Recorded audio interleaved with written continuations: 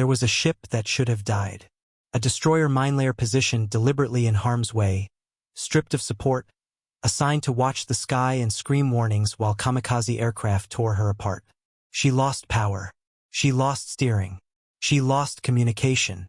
Her magazines caught fire with enough explosives aboard to vaporize every man on deck, and still her guns kept firing.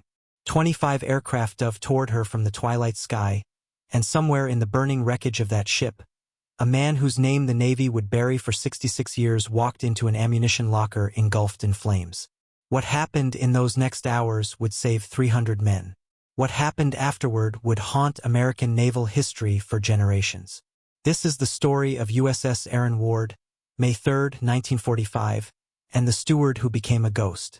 The sea off Okinawa in the spring of 1945 held a particular quality of dread that no amount of training could prepare a sailor to endure. It was not the dread of facing a visible enemy fleet in the tradition of Jutland or Midway, where tactical brilliance and firepower might decide the outcome. This was something older, more primitive, the certainty of being hunted, the knowledge that you were bait. Radar picket duty represented the U.S. Navy's cold calculation that some ships would have to die so that others might receive warning. The mathematics were brutal and explicit. Position destroyers and destroyer escorts 50 to 75 miles from the main fleet anchorages. Equip them with the latest air search radar. Station them in a loose ring around Okinawa. Wait for the Japanese to come. When the kamikazes appeared on the radar screens, these picket ships would broadcast warnings to the fleet, vector combat air patrols toward the threats, and then engage with every gun they possessed while the enemy used them for target practice. The ships on radar picket stations were sacrificial in function if not in name. The Navy never used that word in official communications, but every man who stood those watches understood the transaction. Your ship would draw fire. Your shipmates would die. The fleet would be saved. This was the covenant of Okinawa, written in steel and blood across 2 months of unrelenting aerial assault. USS Aaron Ward was a destroyer minelayer, hull number DM-34, one of the converted Gleaves-class destroyers refitted to lay mines and sweep them. She displaced 2,200 tons fully loaded, stretched 348 feet from stem to stern, and could make 35 knots when her engineering plant ran clean. Her crew numbered just over 330 officers and men. She carried 6 5-inch guns in 3 twin mounts, 40mm Bofors quad mounts port and starboard, and 20mm Oerlikon cannons scattered along her superstructure wherever space allowed. Every weapon pointed skyward. On May 3, 1945, Commander William Sanders commanded her, a veteran officer who understood exactly what his orders meant when they assigned Aaron Ward to Radar Picket Station No. 10. He had watched other picket ships return to Kerama Retto shot to pieces, had seen the destroyers that never returned at all. USS Bush, obliterated. USS Colquhoun, sunk. USS Luce, gone. USS Morrison, lost with heavy casualties.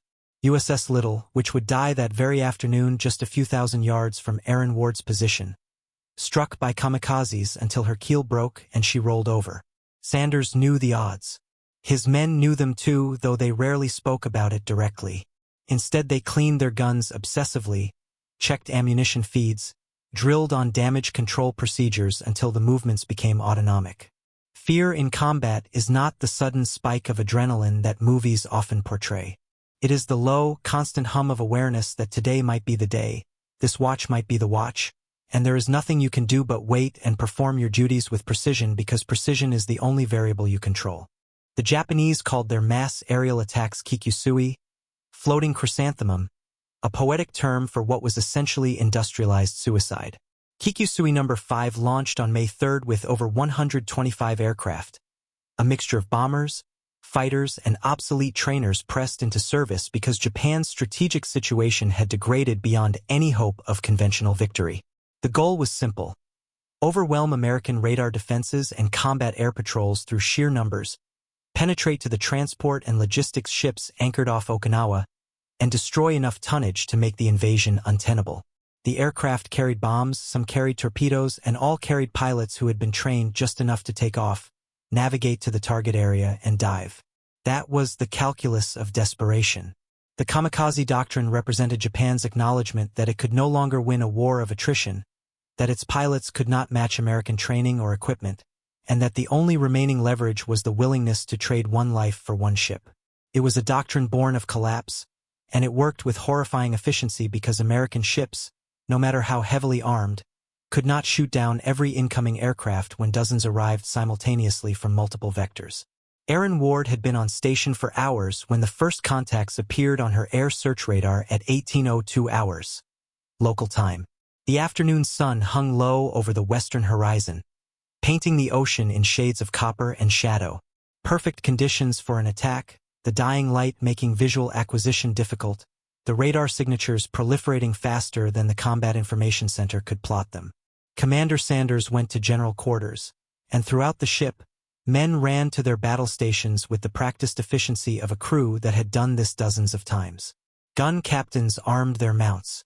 Ammunition handlers formed supply chains from the magazines below decks, passing 5-inch shells that weighed 54 pounds each, boxing 40mm clips into ready lockers, stacking 20mm drums where the loaders could reach them without looking. Down in the engineering spaces, men opened throttles wide and monitored steam pressures, knowing that maneuverability might mean the difference between a near miss and a direct hit. In the Combat Information Center, radar operators watched the screens as the contacts closed, counting bogeys, calling out bearings and ranges, vectoring the combat air patrol toward intercepts that were already too late. There were too many aircraft. There were always too many. The first Kamikaze came in low off the port quarter at 18:16 hours. A single-engine fighter configured as a bomb. Aaron Ward's 40mm mounts tracked it, the quad Bofors firing in rhythmic sequences, for barrels per mount cycling at 120 rounds per minute, tracer rounds arcing across the sky in streams of phosphorescent red. The 5-inch guns could not depress low enough, but the smaller weapons filled the air with enough steel that the Kamikaze staggered, caught fire, and cartwheeled into the sea 200 yards off the beam, close enough that the splash sent spray across the weather decks. No time to celebrate. 2 more aircraft appeared almost immediately, approaching from different bearings, forcing the gun crews to split their fire. One dove toward the bow. The other came in from starboard. Aaron Ward heeled hard to port as Sanders ordered full rudder, and the physics of naval warfare asserted themselves with brutal clarity.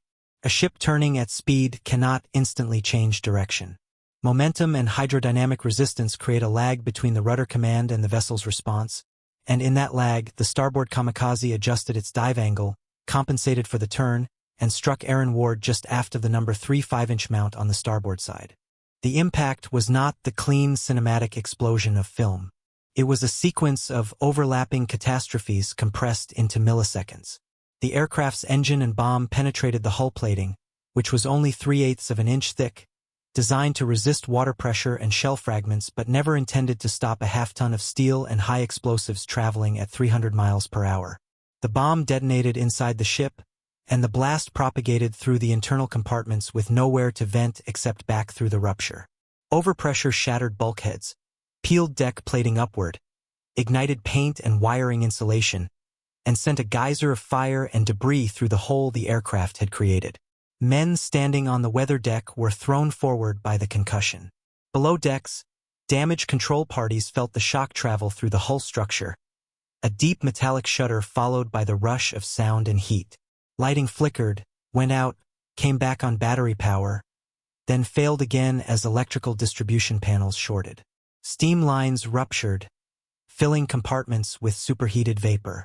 Seawater began flooding through the hull breach, and the ship took an immediate list to starboard as the weight of water accumulated faster than pumps could handle.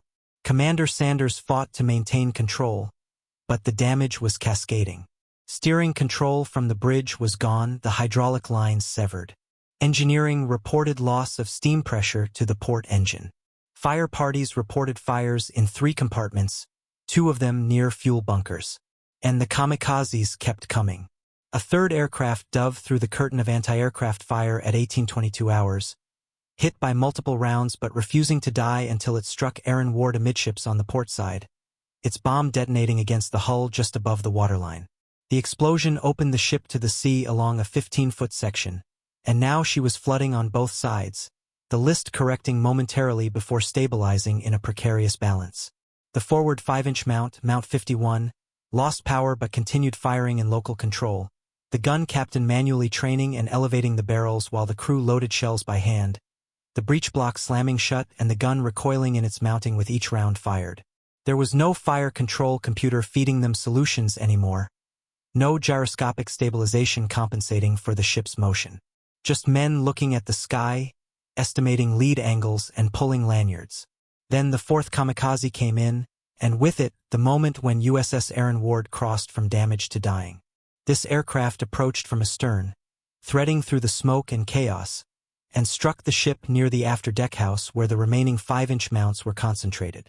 The impact demolished Mount 53, killing most of its crew instantly. Shrapnel scythed through exposed personnel on the fantail. The bomb penetrated deeper into the ship before detonating, and when it exploded, it did so directly adjacent to the after magazines where the 5-inch ammunition was stored.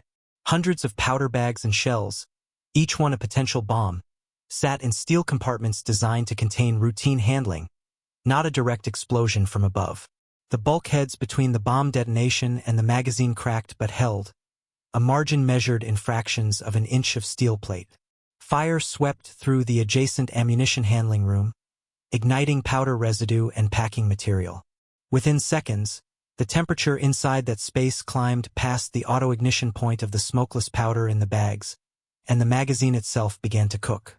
This was the scenario every damage control officer dreaded, the nightmare that ended with a ship vanishing in a catastrophic explosion like USS Mount Hood in 1944, a single blast that killed every man aboard and left nothing but a smoking slick on the ocean.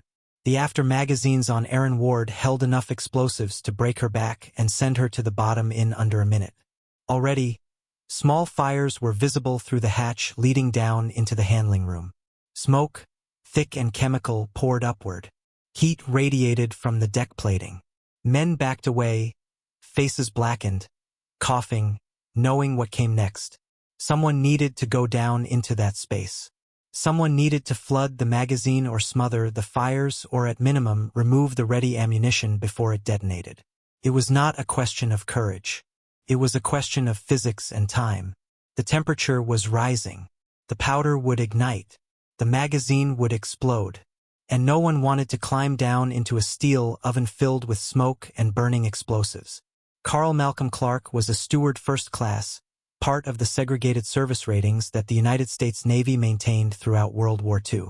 Black sailors in 1945 could not serve in combat ratings. They could not train as gunners or fire control men or engine men. They could work as stewards, serving officers in the wardroom, or as messmen, preparing food, or in a handful of non-combat roles that the Navy deemed appropriate for men it classified as inherently inferior. This was official policy, encoded in regulations and enforced by a chain of command that reflected the racial attitudes of mid-century America. Carl Clark had joined the Navy to serve his country. The Navy assigned him to serve coffee. He stood watches in the officers' wardroom, polished silverware, cleaned staterooms, and performed the invisible labor that kept the ship's daily routines functioning. When general quarters sounded, his battle station was damage control, because even the Navy's racial classifications acknowledged that fires and flooding did not discriminate. He was 24 years old. He had never been in combat before Aaron Ward deployed to Okinawa. And when he saw the smoke pouring from the ammunition handling room, he did not hesitate. He went down the ladder into the fire. There is no more precise way to describe what happened. The compartment was filled with smoke so thick that visibility dropped to inches. The heat was sufficient to blister exposed skin within seconds. Flames crawled along the bulkheads where paint and insulation ignited, and among the flames were powder bags, some already smoldering. Their fabric casings beginning to char. Carl Clark could not see. He could barely breathe. The air seared his lungs with each inhalation. He dropped to the deck where the smoke was marginally thinner and began pulling powder bags away from the flames, dragging them toward the hatch, heaving them up to men above who grabbed them and passed them away from the fire. He worked by touch, his hands blistering, his uniform soaking through with sweat and then beginning to steam as the moisture evaporated. Behind him, deeper in the compartment, something exploded, a small detonation, perhaps a single powder bag reaching its ignition point, and the blast wave knocked him forward against the bulkhead. He kept moving. He pulled another bag. Another. The heat was unbearable, a physical pressure against his chest and face, and still he did not leave. He stayed in that compartment until every powder bag within reach had been removed from the immediate fire zone, and only then did he climb back up the ladder, his hands too burned to grip properly, his face blackened and his lungs raw. Above decks, Aaron Ward continued to die in increments.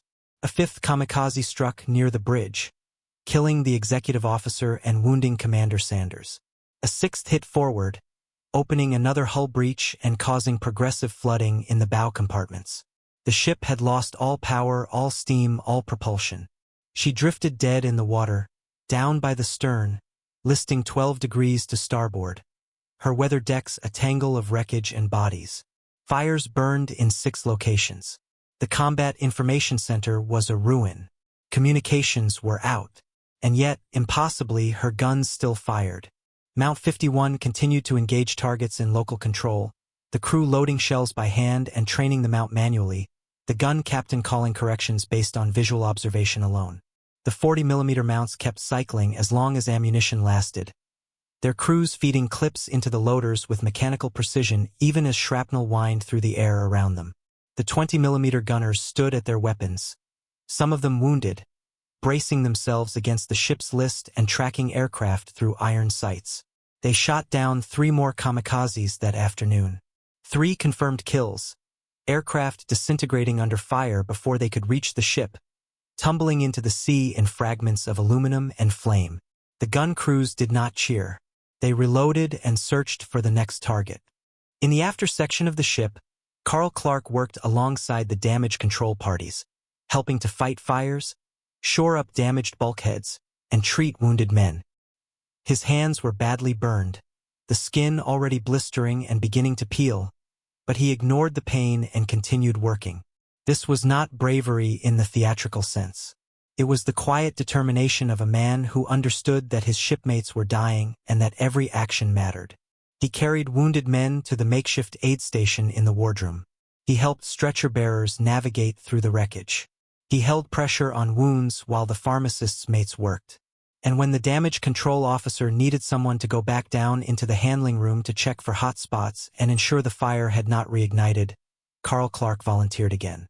He went back into the smoke and heat, this time with a handheld extinguisher, spraying foam on smoldering debris, checking temperatures with his bare hands because he had no other instruments.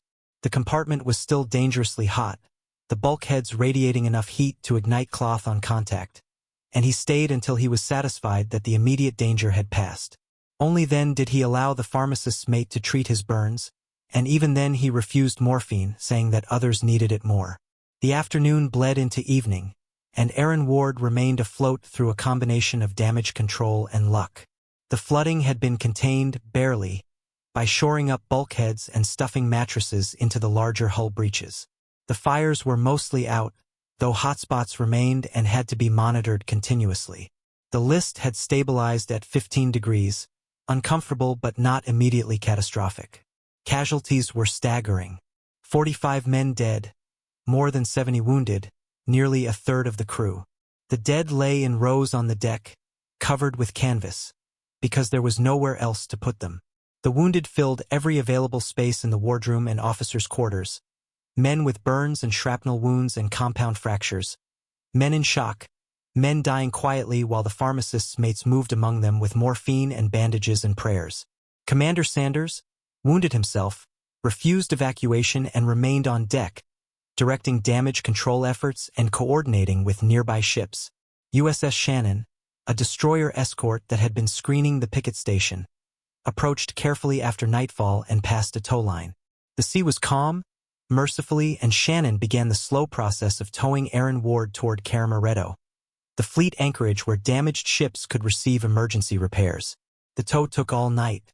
Shannon made perhaps 3 knots, barely enough to maintain steerageway, while Aaron Ward wallowed behind her like a dying whale, listing and groaning, her hull plating creaking with every swell. Men stood watch on the weather decks, ready to cut the tow line if the ship began to founder, but she held together.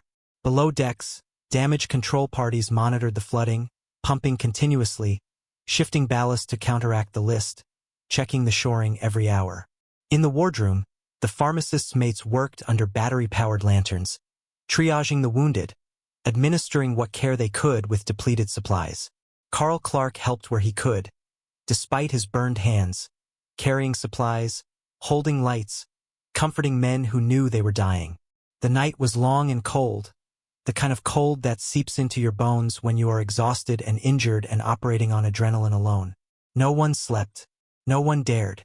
The ship could still sink. The magazines could still explode. Until they reached Kerama Retto, they were one swell away from disaster. Dawn broke over Okinawa on May 4th, and Aaron Ward was still afloat. Shannon towed her into Kerama Retto at first light, and repair ships immediately came alongside to assess the damage. What they found was sobering. Aaron Ward had been struck by 6 kamikazes directly and had taken severe damage from near misses and strafing. She had over 20 hull breaches, some of them large enough to walk through. Her superstructure was gutted. Her engineering plant was offline. Her magazines had come within minutes of catastrophic detonation. The repair ship crews looked at the damage and shook their heads. In their professional opinion, Aaron Ward should not have survived. The fact that she had was due to damage control, training, and a narrow margin of luck. They began cutting away wreckage, welding temporary plates over the hull breaches, pumping out flooded compartments, and preparing the ship for a long tow back to the United States. She would never return to combat. Her war was over. But the story was not over.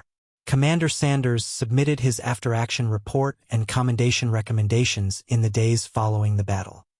He documented the extraordinary performance of his crew under conditions that should have resulted in the ship's total loss.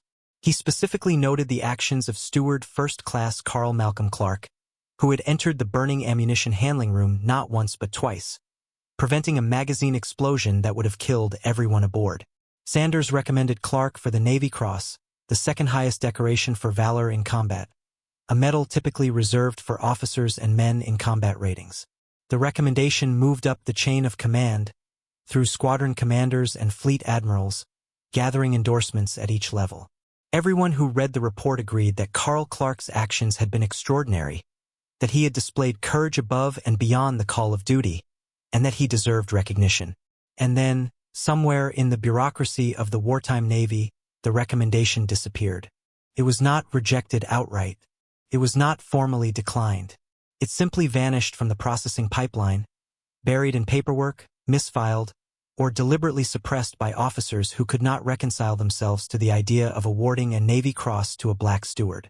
The Navy in 1945 was an institution built on rigid racial hierarchies. Black sailors were not supposed to be heroes in combat. They were not supposed to save ships. They were supposed to serve food and shine shoes and remain invisible. Carl Clark's actions on May 3, 1945, violated the narrative that the Navy had constructed around race, and rather than confront that narrative, the institution chose to erase him. No Navy Cross was issued. No public commendation was recorded. Carl Clark returned to the United States aboard Aaron Ward as she was towed across the Pacific, and when he was discharged in 1946, his service record reflected only his rating as Steward First Class. The Navy had decided that his heroism was inconvenient. Carl Clark did not speak publicly about what happened aboard Aaron Ward for more than 60 years. He returned to civilian life, married, raised a family, worked as a postal carrier in New York, and lived quietly. When people asked about his service, he said he had been in the Navy during the war, nothing more. He did not talk about the kamikazes, did not describe the fire in the ammunition handling room, did not mention that he had saved 300 men. Part of this was modesty, the natural reticence of men who have seen combat and prefer not to relive it in conversation. But part of it was also the understanding that no one would believe him, or worse, that they would believe him and it would make no difference. What was the point of telling people that you had been recommended for the Navy Cross when the Navy had chosen not to award it? What was the point of explaining that you had performed an act of extraordinary courage when the institution you served had decided that men like you were not capable of extraordinary courage? Carl Clark kept his silence because the alternative was to confront a betrayal that he could not change. The decades passed. USS Aaron Ward was scrapped in 1946, her hull cut apart and sold for metal. Commander Sanders went on to a distinguished career, eventually retiring as a rear admiral. The men who served with Carl Clark scattered across the country, their memories of May 3, 1945, fading under the weight of time and trauma. Some of them wrote letters over the years trying to revive the Navy Cross recommendation, but the bureaucracy was immovable. The official position was that no record of the recommendation existed, therefore it had never happened. The men who had been there, who had seen Carl Clark go into the fire, knew this was a lie, but lies embedded in official records have a way of becoming truth. The Navy's version of events, the version that omitted Carl Clark entirely, became the accepted history. Aaron Ward was remembered as a ship that survived impossible odds. But the man who had prevented her destruction was forgotten. It was not until 2010 that someone began asking the right questions. A military historian researching Okinawa came across Commander Sanders' original after-action report in a naval archive, and in that report, found the commendation recommendation for Carl Malcolm Clark. The historian began investigating, pulling personnel records, interviewing surviving crew members, documenting the sequence of events that had led to the recommendation's suppression. What emerged was a pattern consistent with the systemic racism that had characterized the Navy throughout World War II. Black sailors who performed acts of valor were routinely denied recognition, their recommendations downgraded or lost, their contributions minimized or erased. Carl Clark's case was not unique. It was simply one example among dozens, a single thread in a larger tapestry of institutional injustice. The historian contacted Carl Clark, who was then 89 years old and living in New Jersey. Clark confirmed the details, quietly, without anger or bitterness, simply stating what had happened and what he had done. He did not demand recognition. He did not express outrage at the decades of silence. He answered questions, provided documentation, and then returned to his life. But the historian did not let it rest. He brought the case to the attention of the Navy, compiled the evidence, and made it impossible for the institution to continue ignoring what had happened. The process took 2 more years, moving through review boards and committees, each one examining the evidence and reaching the same conclusion. Carl Malcolm Clark had earned the Navy Cross on May 3, 1945, and the Navy had failed to award it. On October 16, 2012, 67 years after the battle off Okinawa, the Secretary of the Navy presented Carl Malcolm Clark with the Navy Cross in a ceremony at the Washington Navy Yard. Clark was 91 years old, his hands still bearing the faint scars from the burns he had sustained in the ammunition handling room. He stood quietly as the citation was read, describing his actions, acknowledging his courage, and correcting the historical record. He accepted the medal without speeches, without fanfare, simply nodding his thanks.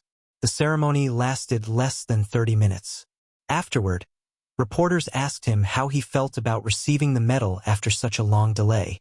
He said that he had done his duty, that he had been proud to serve, and that he held no grudges. His voice was soft, his words measured, and in that moment, he displayed the same quiet dignity that had characterized his entire life. Carl Clark died on March 7, 2019, at the age of 97. His obituary noted his service aboard USS Aaron Ward and his Navy Cross, but these facts appeared as brief entries in a life that had been long and full. He had been a husband, a father, a grandfather. He had worked for 30 years as a postal carrier. He had been active in his church. The Navy Cross was part of his story, but it did not define him. What defined him was the choice he had made on May 3, 1945, to go into the fire when no one would have blamed him for refusing. That choice had saved 300 lives. And for 67 years, the institution he served had chosen to forget. The story of USS Aaron Ward and Carl Malcolm Clark is not a story about triumph. It is a story about survival and cost, about men pushed to the limits of human endurance, about courage that was rendered invisible by the prejudices of the time. The ship should have died. The magazines should have exploded. The crew should have been lost. But they survived because one man went into a burning compartment and pulled powder bags out of the flames, and because dozens of others kept fighting when fighting seemed futile. They survived through training and luck and sheer stubborn refusal to quit. And then, for more than 6 decades, The Navy that they served chose to erase the most important part of that story because acknowledging it would require confronting uncomfortable truths about race and honor and who was allowed to be a hero. There is no satisfying resolution to this narrative. Carl Clark received his medal, but he received it as an old man, long after most of his shipmates had died, long after the moment when recognition might have changed his life or validated his sacrifice. The Navy issued an apology, but apologies do not undo decades of silence. The historical record has been corrected, but correction is not the same as justice. What remains is the simple fact of what happened on May 3, 1945, and the questions it forces us to ask about how we remember war, who we choose to honor, and what we do when the institutions we trust fail to live up to their own stated values. USS Aaron Ward survived through fire and flooding, through the loss of power and steering and communication, through 6 direct kamikaze hits that should have destroyed her. She survived because her crew refused to accept that survival was impossible. And at the center of that survival, in a burning compartment filled with explosives that could have killed them all, was a man whose name the Navy tried to erase.